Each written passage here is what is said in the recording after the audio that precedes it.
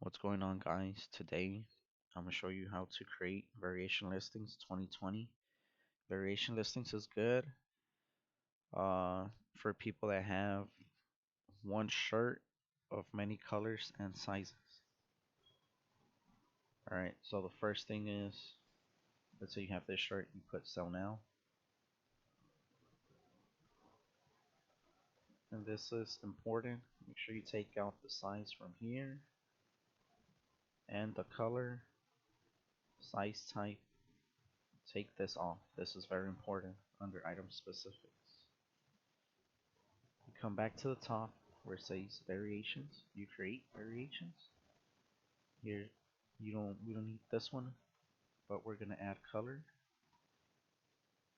Little box, check it. Okay. For size type, we don't have big and tall, so we're gonna take that away. Let's say we have small, medium. And for color we have black and white. And that's it. Alright, so we continue. Let's say you don't have a small black. All you do is delete. Let's say you have a 20 small whites. Click the box right here on the left. Enter how many you have. Let's say I have 20.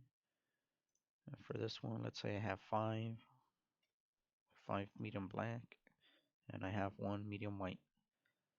And here you also put the price. Let's say I'm gonna price every single one the same.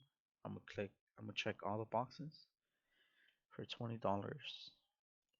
But let's say you wanna price the small white a little lower. All you do is check the box, enter price, $15. Save and close. Right here to make sure everything looks okay. Go to the bottom on selling details, price and quantity, price range, how many I have, seem right. Also, one thing you want to get right in case people buy more than once, make sure you lower this. Normally, I always add a $2 extra for every single shirt they buy. And yeah, that's it. Then you just list it or make sure you have everything else correct. If you're gonna do promoted listings, things like that. And yeah, that's all there is to it.